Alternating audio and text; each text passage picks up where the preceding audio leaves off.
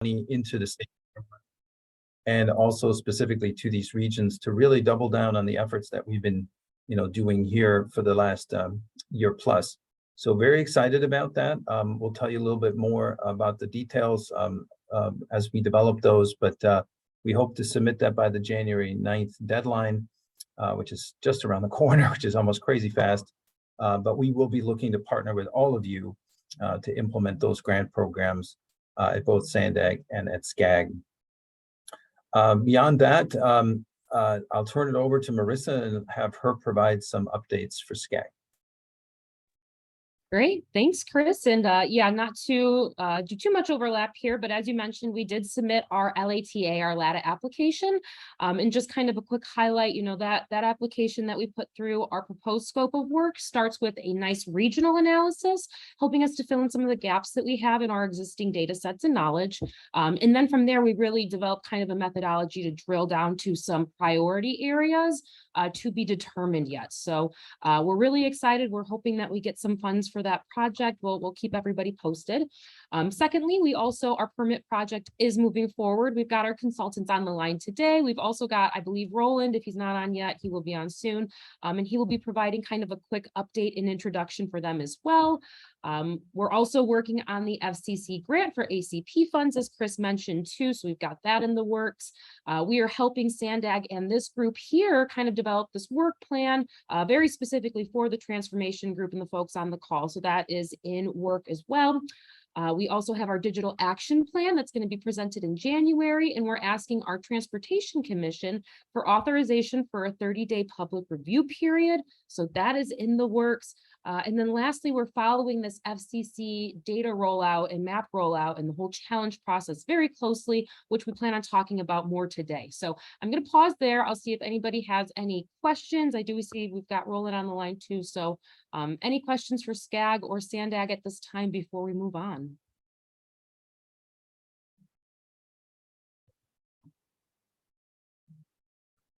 Okay, well, hearing none, then we'll go right into item number 2, which is our introduction for tectonic engineering. We've got Roland on the line. So Roland, I will just turn it over to you. Thanks, Marissa. So, I also wanted to add that we will be if SCAG does win the LATA grant, we will be utilizing the RFQ PP finally to secure a consultant. So, I know those of you were asking what's going on with that. Well, finally, if we get it, it's going to be in good use. So, let's hope for the best there. And so, that being said, Marissa and Chris mentioned that we finally procured a consultant to assist us with the permit streamlining project. This is something that we've been talking about since the inception of this group, right? But, we've been working on all sorts of things, but I wouldn't say got sidetracked, but it took a while to get a consultant on board to assist us with this project. SCAG will be overseeing this project. However, this is not technically just a SCAG project. We are conducting this project with SANDAG and the SoCal transformation team as a whole. I don't want to, go too deep into the scope of work because we have the consultant here, but fair warning to those who work for local jurisdictions and ISPs, I or my team members will be contacting you possibly for some interviews or some survey questions because your input is very necessary for this project to occur, to be a success. So with that said, I'll hand it over to Tectonic, Edward, I believe. You're on mute. How's that? Good. Great. And again, thank you, Roland. It's a pleasure to be here. I also have with me today Gary Ferrara of Tectonic, Emmanuel Higgins of Tectonic, and Greg Simon, our subconsultant of Gentech. Very quickly, we are the telecommunications division of the Tectonic corporate services. We've been, I guess, combined, probably just sitting here in this meeting, about 100 years of experience in telecommunications. And I have about 30 to 35 years of that myself. We have been tasked and we've been chosen to come in, evaluate, assess, and hopefully prepare a satisfactory permit streamlining policy so that all broadband developers can follow in order to move whatever projects they need to move through and quickly through the process with many of the municipalities and counties that are on the on this call.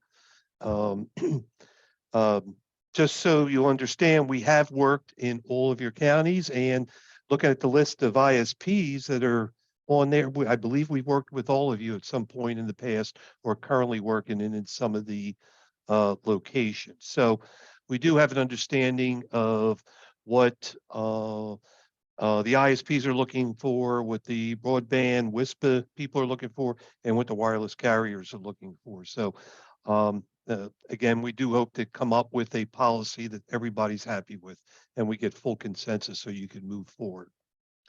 Gary, do you have anything to add to that? You're mute too. Muted. I saw that. No, that was really good, Ed. Hello, everyone. Look forward to working with you in the future and getting all of your input. Emmanuel? I saw your name there, Emmanuel. Yep, I'm here. No, I just echoing what you said. We're looking forward to working with the groups, municipalities on, improving the process statewide, or in Southern California. So just really looking forward to the conversations and meetings, and hopefully we can make some progress here. So thank you very much. Appreciate everybody's participation. All right, well, I see a hand up from Sunny, so Sunny. Thank you very much, Chris.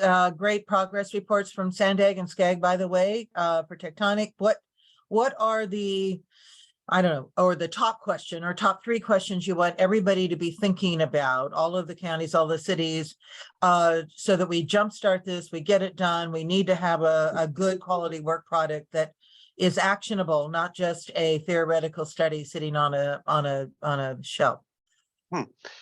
Well, what we have done, I guess, over the last couple of weeks since we've been awarded the project is to have meetings with Chris, Roland, Marissa, and a few others between Sandag and Skag.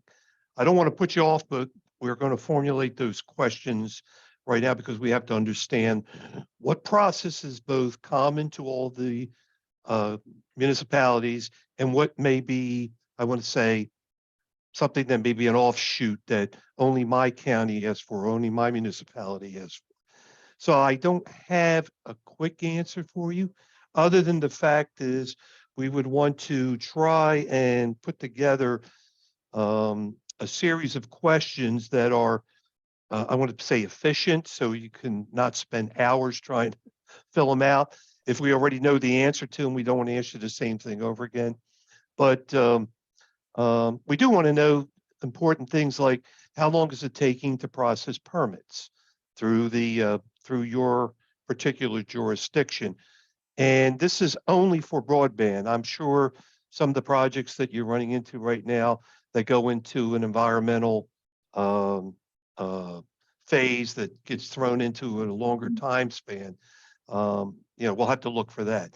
I don't know how many broadband projects. I like to think that broadband is not a project between putting fiber in the ground or on the air. Then you have small cells doing RF in some of the areas to try to get out into the rural locations. But again, if these have been considered environmentally sensitive in the past, then or not, we can probably benefit from that, not having to or being placed in an exclusionary type process where we may be able to move forward and lose that requirement. But again, we're looking at that at this point, if that's possible. So yeah, think about that. Anything that's going to cause the permits to go longer than you would think on an average for something as common as putting fiber on a power pole or a telephone pole. Well, that's a good answer. I appreciate it. I think it's thoughtful to obviously make sure that you've got the best thinking from the Skag and Sandag teams. So I appreciate that. I asked in order to underscore just the amazing wealth of leadership you've got involved with these two groups in Southern California Transformation. I'll just note as a shout out, Chris, that we have Steve Pontel who brought us all together. He's joined us. He's dropped in. I said, we always appreciate you having a watchful eye and making sure that we stay on track. But we really want to crystallize those questions. And I would say, the top three that all of us need to think about to provide input to you in order to ensure we've got expedited projects that have total respect for the community and the cultural assets and the environment. All of that's entirely possible together, but we really need to focus on what's the most important way for these brains that you've got collected here to help you. Yeah, absolutely. And just in defense of the Tectonic team, the bar is set very high for everybody. We're trying to really change the world here. What we're doing. We have had 10 meetings of our regional digital equity task force in San Diego in terms of our infrastructure group there. We've had a lot of interviews with the ISPs. We've identified a lot of pain points that they have. We have a lot of feedback from local jurisdictions in terms of impediments that they've self-identified in their process because they hear about it pretty regularly. My own personal experience at Caltrans, the years of pain that folks have gone through in terms of working more effectively with the department, we're going to be bestowing all of that on Tectonic. The intent really ultimately is that we all get on the same sheet of music about this, and we really need to be inclusive. A lot of local jurisdictions are busy. They're doing the work that needs to be done. They don't have time to pause and sit and ponder these sorts of things. So we want to enable them to do what they do better. And that means we have to have kind of an open process, not so much complain and bicker, but more, how can we change the dynamic between being more concerned about making sure that no one is harming the public benefit and really starting to think about these investments in really benefiting the communities that are going to be getting better internet service and how transformative that is in people's lives.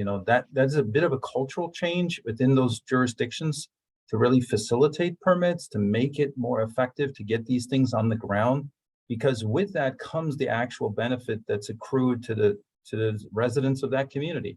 And we just need to kind of help instill that a little bit and make that, really the forefront of this effort.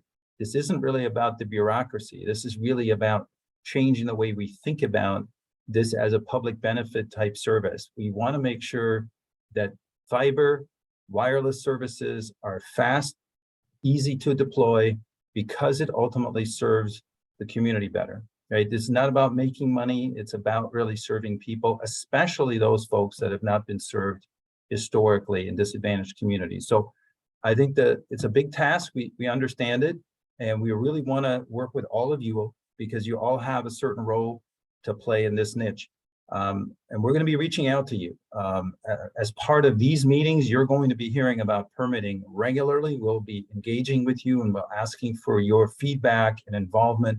And we also, as you heard, you'll be contacted. We would like you to be responsive and proactive to offer up your thoughts and ideas so we can incorporate them into these final products that hopefully can get deployed quickly.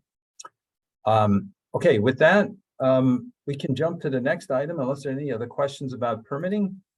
And I want to turn it really over to Marissa because she spent more time on this and has heard her head more than I have. So I'll turn it over to her to explain what this whole FCC challenge business is about. Sure, thanks, Chris. And I'm sure a lot of you are at least somewhat familiar with this, and for a number of reasons, right? Essentially, the FCC released their new broadband map, which includes a massive overhaul of all the data sets that go into our understanding of broadband GIS information and just broadband data as we know it, right? There's a ton of funding implications here too, right? So it's really important for us to be aware that this new map was launched, that all these new data sets came out, and to be aware of the challenge process, which is one of the things we really wanted to talk to you all about today. Now, the challenge process works kind of in two ways. There's this new ongoing circular kind of challenge process where every, let's say, say, I think it's quarterly every year, you can submit challenges to their data set and look to see those challenges reflected in whatever that periodic update, that quarterly update of the data set will be. But right now, the challenge in front of us is we just got this whole brand new map with all sorts of new information, and a lot of it more granular, more detailed information than we had before. We need to figure out if this map, if all of these data sets, if they're even accurate to begin with. Are these good data sets? Are these a step in the right direction? There's a lot of things that we need to kind of figure out and suss out when it comes to this big, massive platform that they just released, right? So that's what we're doing. We're looking at not just looking at the process of how, we look at challenging the data in the long term on these like quarterly periodic updates, but also we've got this whole new massive data set in front of us. We need to look at it, assess its accuracy, understand what the funding impacts are going to be. So that being said, I do think that this is a step in the right direction. Obviously, we need more data. We need more granular data. We all know that. But we do have some concerns, and so does Sandag. And this is what we've been following very closely and communicating a lot with over the last week about is, the data. What does the data look like? What's it telling us? And to really summarize it, to be quite frank, we don't have enough time. We don't have enough time to look at the data in depth the way that we really need to. Because essentially they dropped all this information on November 18th, and they only are giving us a 56-day window to challenge the data, to get access to the data and challenge it, which is just not enough time, right? Considering the holidays, considering how much information there is, it's just frankly not enough time. So that being said, they are expecting challenge information. They're expecting our input on challenges, just everybody in the country. They're expecting that input by January 13th, which is a really fast turnaround.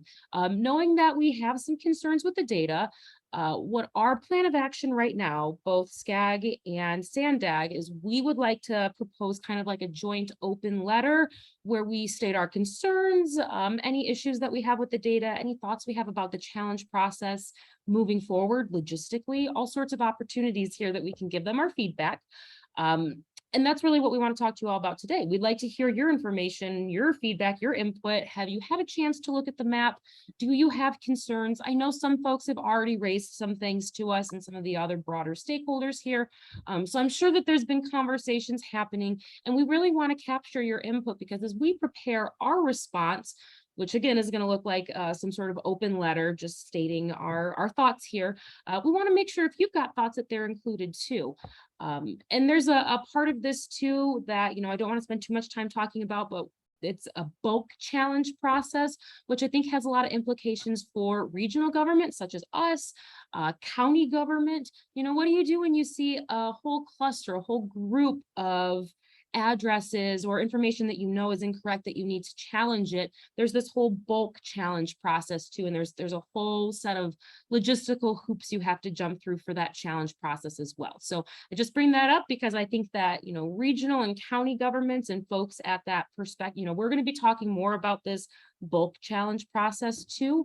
But that's really it in a nutshell. We know that there's some limitations in the data because there were limitations in the data before, right? We're basing this information off of what we had before, and we know there's been limitations. The question, is this data set addressing it? Is the new map addressing it? That kind of remains to be seen. We've had our GIS departments taking a look, and we've got some concerns. So I'm going to stop there. I'm going to see if Chris, if you've got anything from the Sandag perspective that you'd like to add, but other than that, we're really just looking to have an open conversation, hear folks' thoughts about have they had a chance to look at the map and what their concerns might be.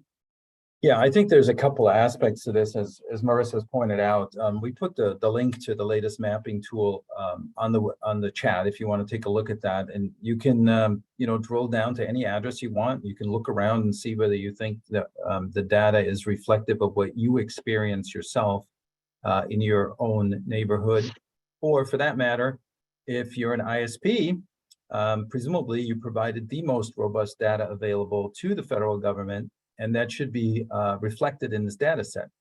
But we've heard on sort of back channels that maybe some of the latest projects and some of the latest investments aren't really shown on these maps, that perhaps there are some deployments that haven't actually been mapped in this data set. And of course, as we mentioned earlier, we're trying to determine where are these highest priority communities. And our consortia friends have been working on this for a very, very long time, and they have struggled with this data for the entire duration.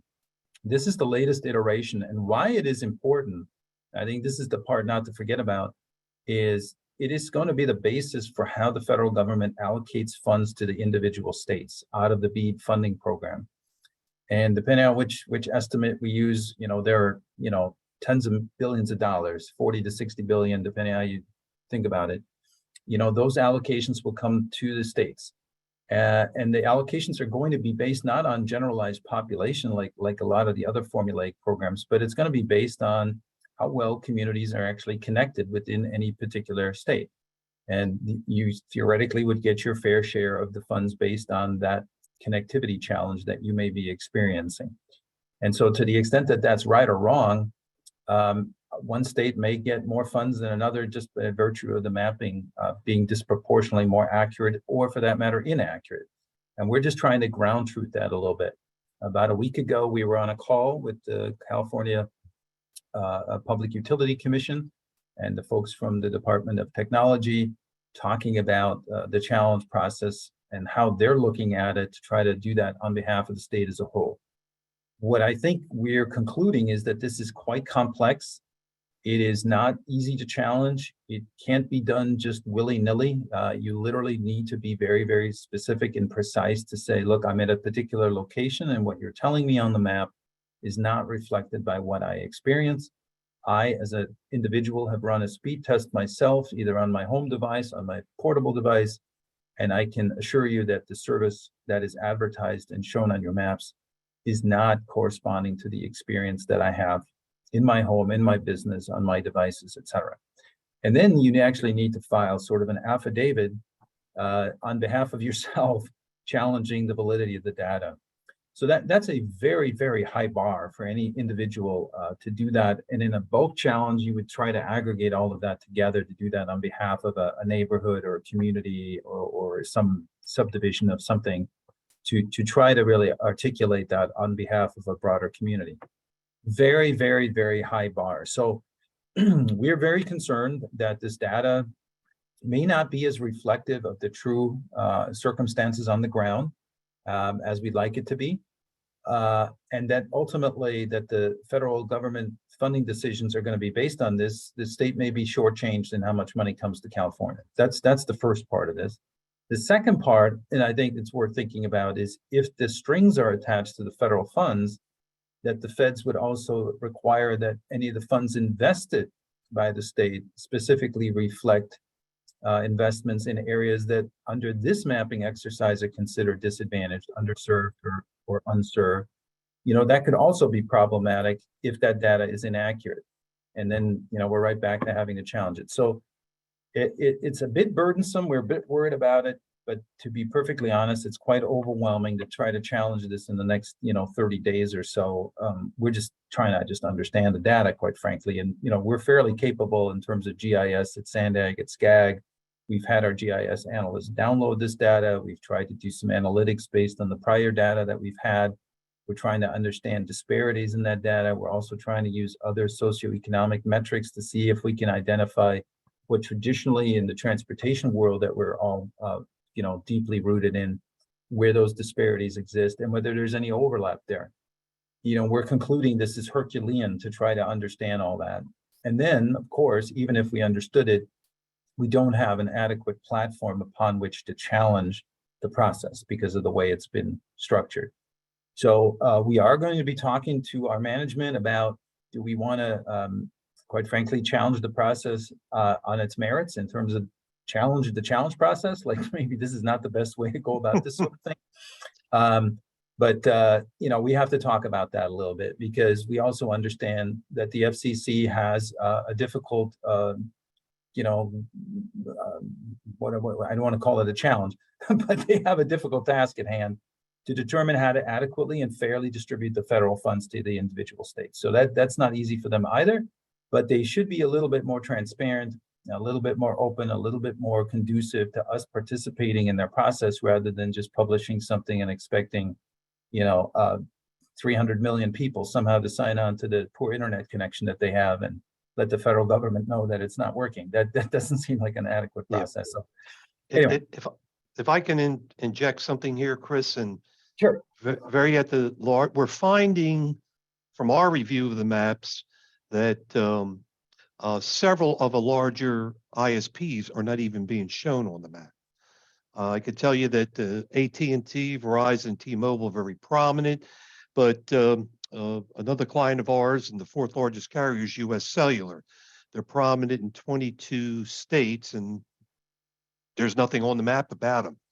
Also, I know Dish Wireless has also started coverage in the California area, but they're not being shown anywhere on the maps either. So one of the things I can suggest is that the first challenge would be is you're not even including all the carriers that are operating within our region. How can we, realistically use your map as a basis for trying to determine where the unserved and underserved areas are? So I'm going to just caution you, make sure everybody who's on this list has been included in the map. I know Cox is on the line here. Is there, just to the Cox representatives, have you checked the map themselves? Are you on that map in this region?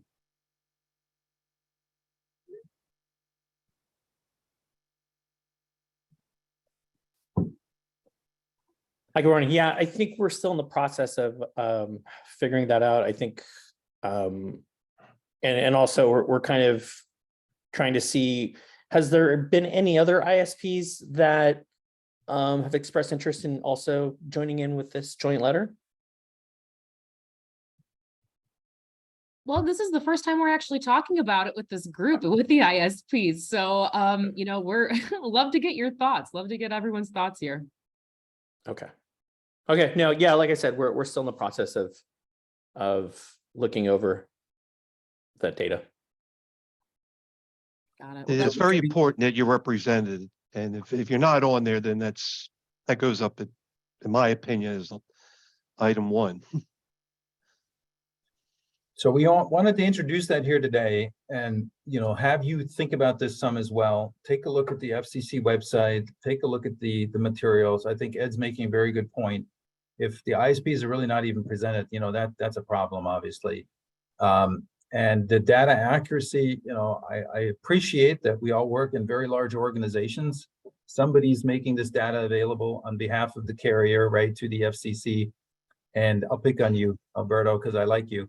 I'm sure you're not the guy sending the data into Washington, right? And so it's difficult to really vouchsafe that what's there is as accurate as it possibly could be, right?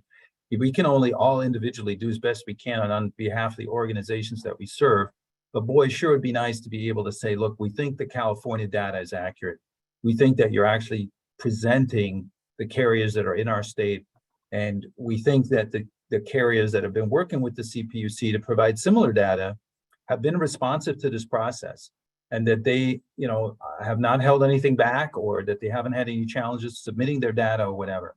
I think all of these, are sort of these lingering doubts we all have, and we would really just entice you to reach out to your, corporate folk to just ask those questions and pass that back along to us, because we do feel ignorant about the details of how this data was collected, how accurate it is, how up to date it is. So yeah, I'll shut up. But if there's anybody else who wants to chime in, we will bring this back as this progresses. And if we see anything that we want to call to your attention as we continue down this path over the next several weeks, given the timing is terrible over the holidays, we will ping the SoCal Transform group. And if we need to ask you for help in some way, shape, or form, we'll reach out and engage you in that conversation. Chris, hi, this is Kathy McKim.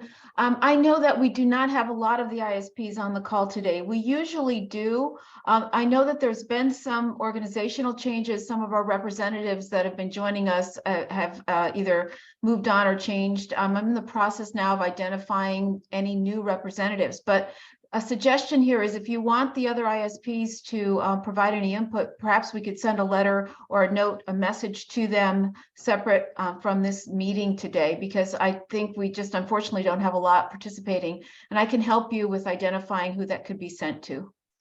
Oh, that'd be terrific, Kathy. I think we're literally just talking about it. That's why we sound a little discombobulated. But yes, Kathy, that I think would be great. Even if we can amongst ourselves just have some solace that our ISP partners are aware, they are engaged, they are looking at it. Give us some feedback and some feel goods that they're engaged in this process as well. Okay, I'll follow up with you. Should I follow up, Marissa, with you on that? Follow up with both Chris and I, that's fine. Okay.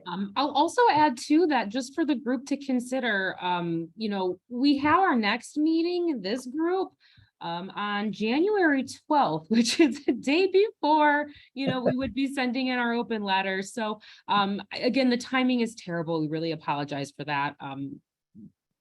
Not a whole lot we can do, but at least we have the opportunity to continue to have this conversation. So thank you again, Kathy, for offering to help connect us with more of the ISPs.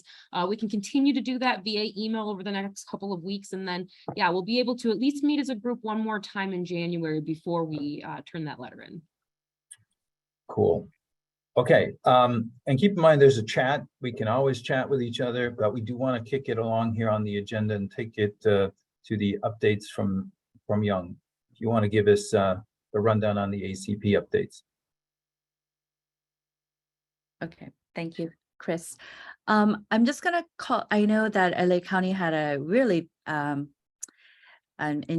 exciting and a lot of things going on last weekend. So I'll leave it up to Eric and Solon to give everybody an update, but I'm gonna call by each county, and then I will add to some of the ISP's participation that we had at the LA County on last Saturday's event. So do we have anyone from Ventura County today? No? Okay. Solon or Eric, would you like to share what happened on Saturday? Good afternoon. Thank you. Just a couple of quick updates, though. One is I wanted to make everyone aware that the county had embarked on an accelerating digital equity initiative, and that involved public-private partnerships to do demonstration projects to provide free and low-cost, high-speed, reliable internet to underserved communities. We have announced 3 of the initial target areas. We're looking to do one in each of our supervisorial districts. So in the chat, I will put a link so you can see what those areas are. They are pretty significant areas. We cover South LA, East LA, Boyle Heights, and the Valley areas here in LA County. And we will be rolling out work orders in January to get started. And so this is an effort to, as all the legislation and everything else is going on, the people in the communities need help now. And that's what this initiative is all about. So I put that in the chat. The second update is the ACP campaign. We had a special enrollment and laptop giveaway event at 7 county libraries simultaneously last Saturday. Huge turnouts. People were waiting even 5 hours before we started giving them away. We gave out well over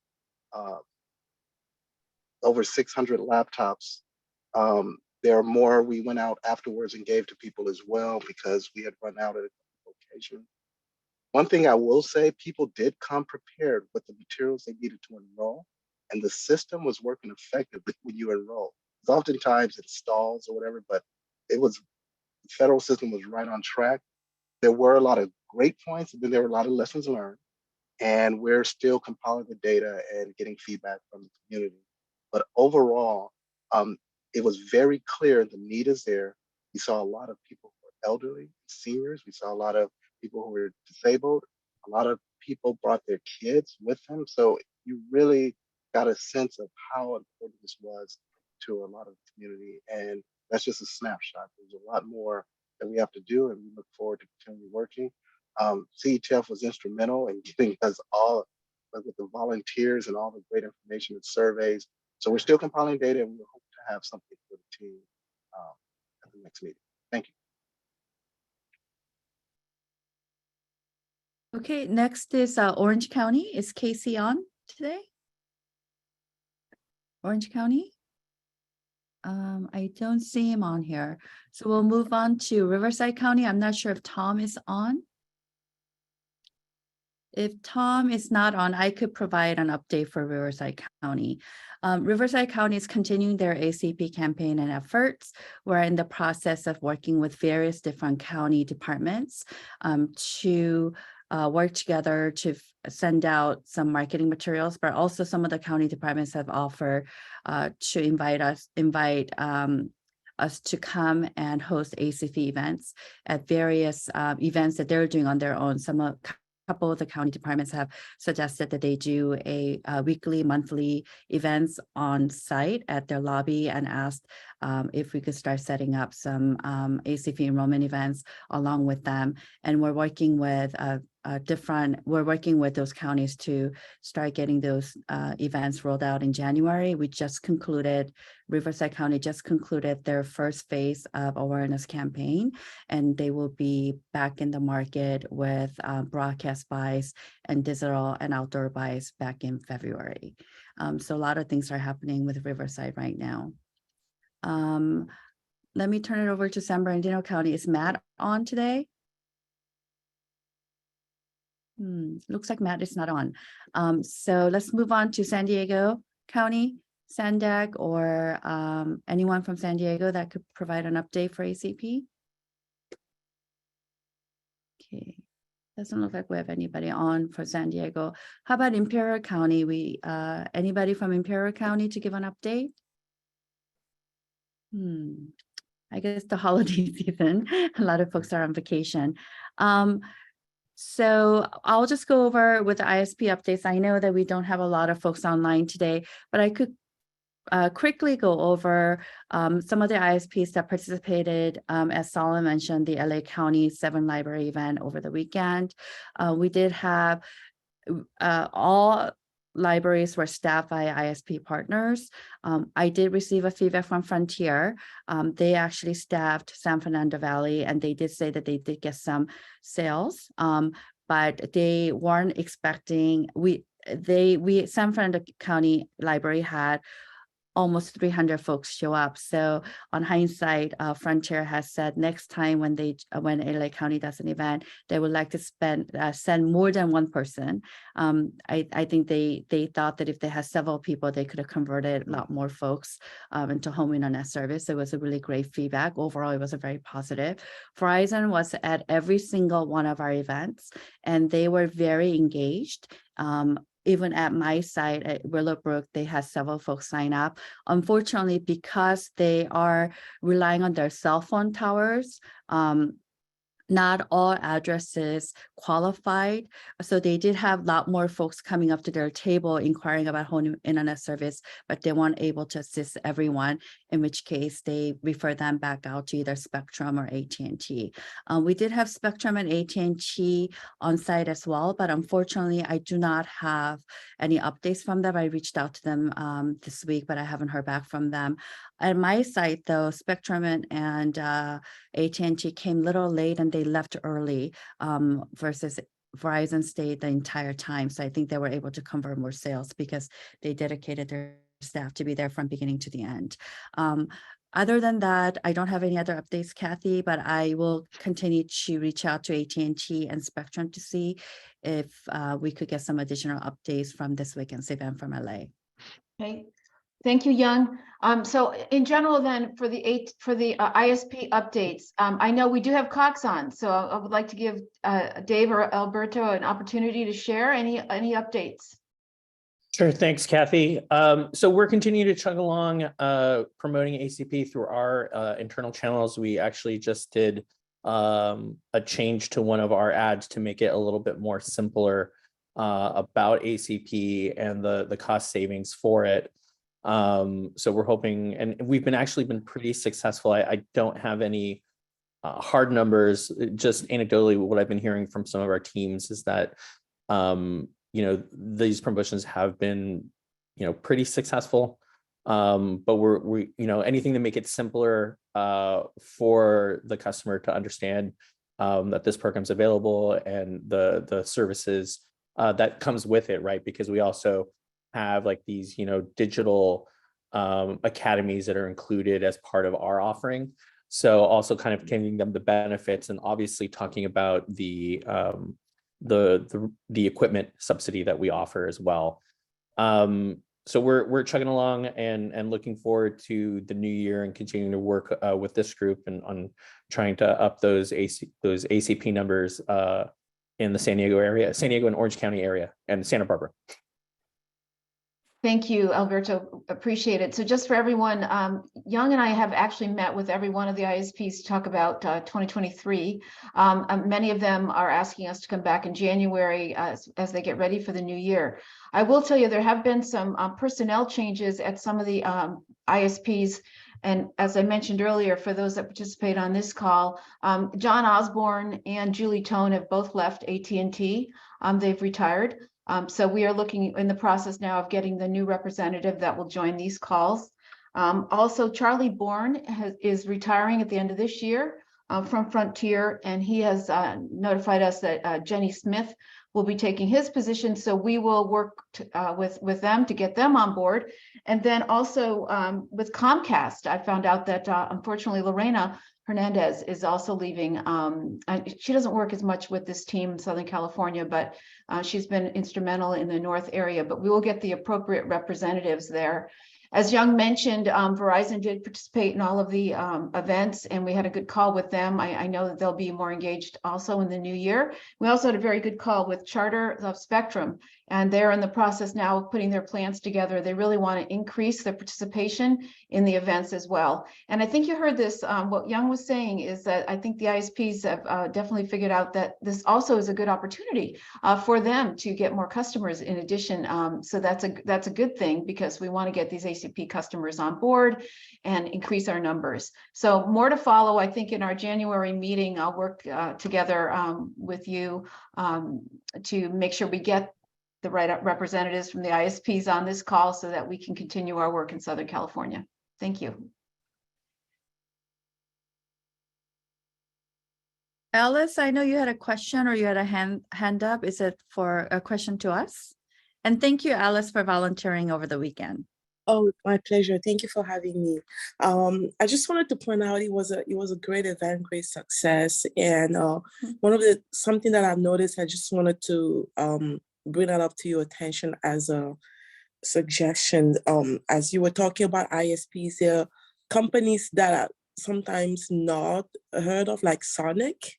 I saw them there and it was new to me. Who are you and what are you doing here? So maybe you might want to, in your search for new ISPs, maybe, you know, expand your horizon a little bit more and see what are the new companies out there that are, you know, getting into the LA market, and, you know, get them on board also. Yeah, most definitely. We, Kathy, Sonic was also another provider that volunteered to staff a couple of our events. So I have the contact person, so we'll reach out to them as well. We will definitely LA County, LA County did a wonderful job of reaching out to all available ISPs within the county. So we formed some new partnerships. Thanks, Alice. Thank you.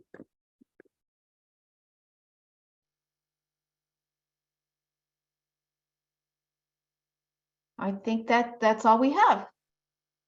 Sounds good. And yeah, Kathy, we're going to be, you know, circling back with you and Young on what we all want to do in 2023. Sunny has challenged us to kind of put together a work plan for this group and to really outline what are the key things that we collectively want to work on together. And this is not supposed to be show and tell every week or when we get together, you know, and report out what's happening, but really foster more dialogue amongst all of us and really take some collaborative steps forward on making changes that are necessary to get more deployment all across the southern region here. So we're going to bring that back to you at that meeting that Marissa mentioned in early January. That work plan is something we don't want to just foist on you. We really want you to contribute to it. So we will send it out in advance of the meeting so you get a chance to comment on it, and we'll talk about it as kind of a working session in our next meeting, specifically to kind of address where we want to be in 2023. And ACP is clearly one of the things we're going to continue talking about because we need to get those enrollments up. We're not hitting our 90% target. We got to do better, right? And there's lots of lessons learned that we've been talking about in these meetings. And as you've heard, we're going to be applying for additional funding to support ACP awareness, but also more importantly, the enrollment itself. And certainly the partnering with the ISPs is absolutely essential to make that work. And I think we've done a good job thus far. But as Kathy's pointed out, if we have new players and new partners to bring on board, you know, we're going to have to do that. In that regard, that meeting will be very important too, because by then we will have some better clarity on what we want to do with this FCC challenge process. Eric pinged me here that they've already signed on to a letter on behalf of others challenging this process and making sure that we're really being more clear and more transparent about how we're looking at these issues. And Eric, I don't know if you want to chime in on this specifically to multi-dwelling units and anchor institutions and service to those. You know, those are absolutely critical kinds of comments. And if we can put something together on behalf of this group, like I said, we got to talk to our leadership about this. There's no point in, you know, biting the hand that feeds you, but we want to do that in an appropriate manner. So we're talking to our government relations staff to better ferret this out. But if we can get a draft out, we'd like to do that, you know, before our next meeting, have you folks participate in commenting on it, and ultimately perhaps signing on to it, depending on who you are and whether you think you're able to do that. So those are two promises, you know, the FCC challenge letter, as well as going over the work plan. Those will be key items in January. And as you've heard, permitting is going to be a constant topic. I can promise you we will have something in January to talk about relative to permitting as our permitting team gets onboarded. So those are the main future topics, but I do want to open it up for others. If there's something you want us to tackle, you know, please raise that with us here and we'll get it agendized and work with you to get it on the agenda and talk it through and work it out. So any thoughts about that?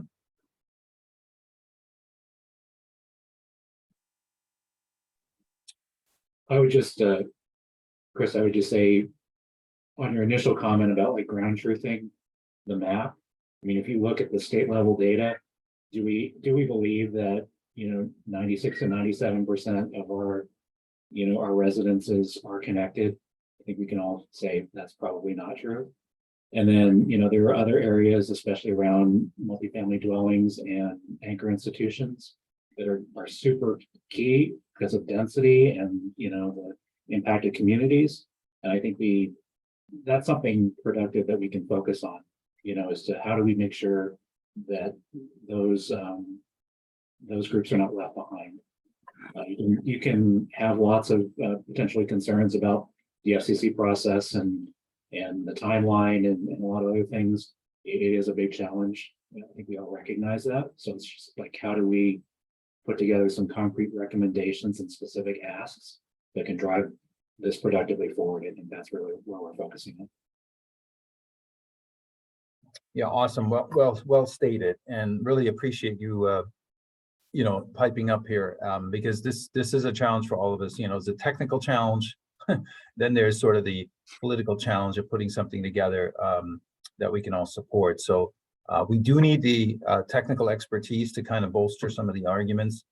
These shouldn't just be philosophical, but we really want to hone in on some key examples. And I think the one you've raised here, multifamily dwelling units and anchor institutions, clearly those are high demand and high priority locations, right? So, and we've talked about that a little bit, for example, with tribal nations and how well they're served, and is that really reflective on the maps? That's maybe a slightly easier test for us to conduct to see whether that's in fact true or not.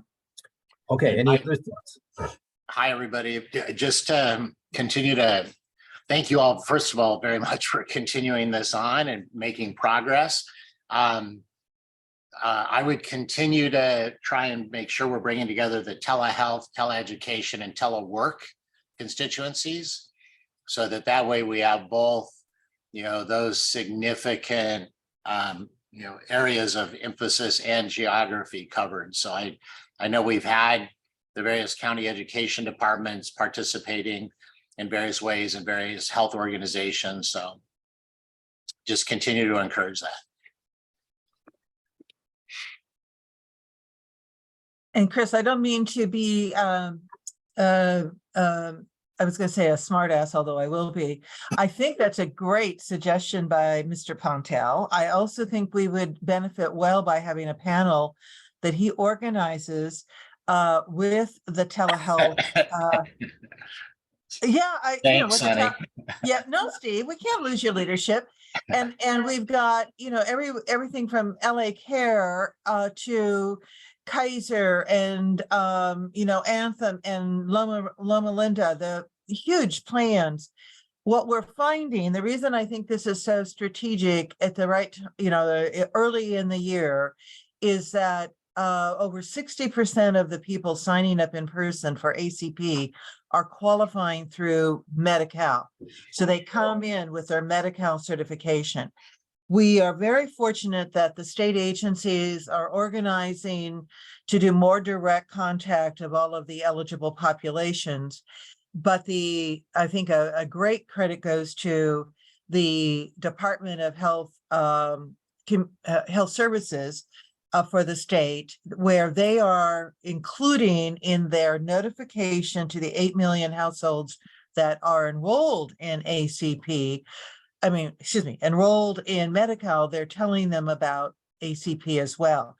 And we've begun to see the impact of that in our call center, because we always tell people, if please sign up on your own, but if you need assistance, here's where you can go. We always have to have that kind of backup. And so maybe Steve, we could, and Chris and Marissa and Roland and Daria, let's look at early on in 2023 a panel discussion on telehealth that Steve really well is qualified to facilitate and organize among all of those executives that head up those plans. Happy to help. Great. Yeah, this is voluntoldism, right? Thank you for your candor and speaking up, because we do want to move the needle on these things. So I really appreciate when folks are asked to do something and they step up to help. That's fantastic. And I pledge that the Sandag and Skag teams are here to help all of you. So if you really want to bring a topic to this group, we're here to make that happen. So I really like the telehealth one. Clearly, there's other things we can talk about as well. We really do want to hear from you. Think about it. Let us know. But in the meantime, we've used up our hour. I want to thank you for your time and attention this entire year. I really want to thank Steve and his team for all they've done for this group. It's been fantastic. We're stepping into some big shoes to fill, and we're trying to meet that challenge.